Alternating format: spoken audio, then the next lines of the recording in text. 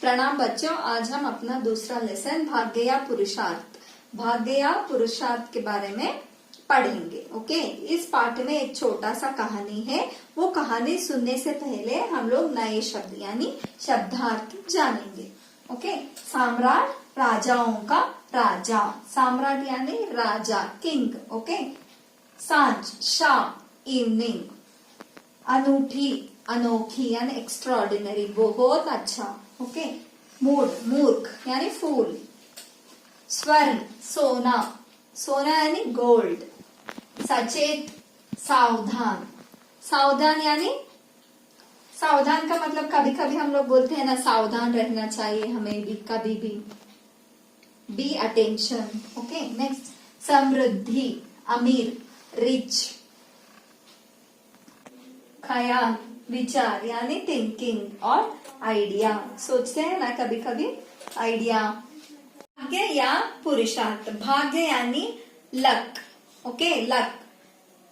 पुरुषार्थ यानी हम जब हार्डवर्क करते हैं, एफर्ट करते हैं, उसे पुरुषार्थ कहते हैं। अभी देखो, आप एग्जाम लिख रहे हो, आज आपका एग्जाम है, सोचो आज आपका एग्जाम है, मगर आप कुछ भी तैयारी नहीं किए हो तो आप एग्जाम कैसे लिखते हो? बाय लक से आपको पूरे क्वेश्चन आंसर्स याद आएगा क्या?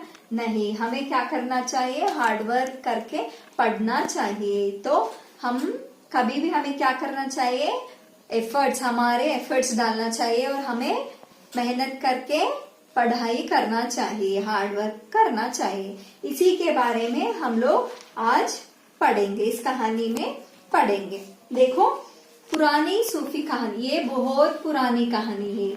भाग्य या पुरुषार्थ में जो कहानी है ना, ये कहानी बहुत पुरानी कहानी है।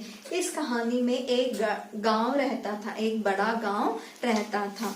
बड़ा गांव में एक राजा रहता था। उस गांव में सारे लोग बहुत खुश थे। कैसे थे? बहुत खुश है। परंतु एक ही आदमी था, वो कभी भी उदास रहता था और वो कभी भी मेहनत नहीं करता था। वो बहुत दुखी था। एक ही आदमी था, वो बहुत दुखी रहता था। क्यों? मतलब वो कभी भी कुछ भी हार्डवर्क नहीं करता था और कुछ भी काम नहीं करता था। इसीलिए उस गांव में वो एक व्यक्ति था, वो बहुत दुखी था।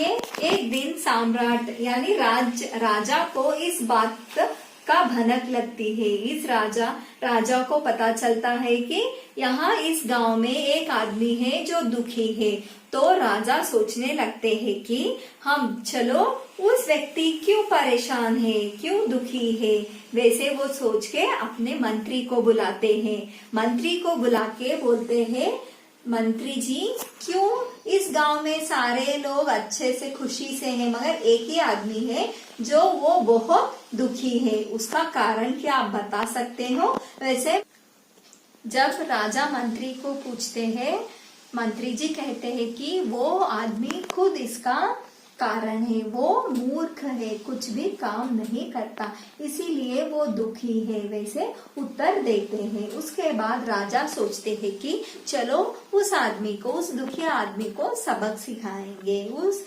दुखी आदमी का रास्ता बदलेंगे। ओके, वैसे वो सोच के क्या करते हैं राजा, जब भी वो हर दिन शाम के समय वो दुखी आदमी एक पुल यानी ब्रिज को पार करता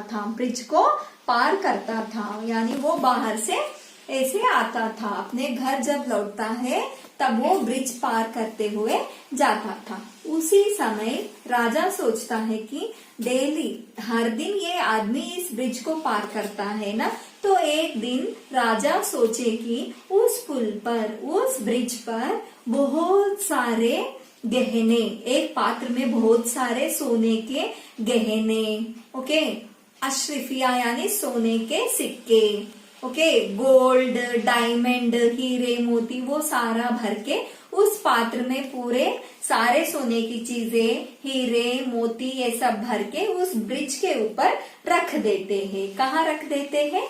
ब्रिज के ऊपर रख देते हैं। और दुखी आदमी का इंतजार करते हुए राजा पुल के उस पार पर बैठ के उसका इंतजार करते हैं। जब वो व्यक्ति ब्रिज पार करते हुए आता है तो वो क्या करता है, वो ऐसे सोचता है कि मन में, वो व्यक्ति ऐसे सोचता है कि मन में, चलो डेली हर दिन मैं अपने आंख खुले रखकर ही चलते हुए जाता हूँ, मगर आज के दिन मैं क्या करूंगा, मैं ऐसा चीज करूंगा कि मैं आंखें बंद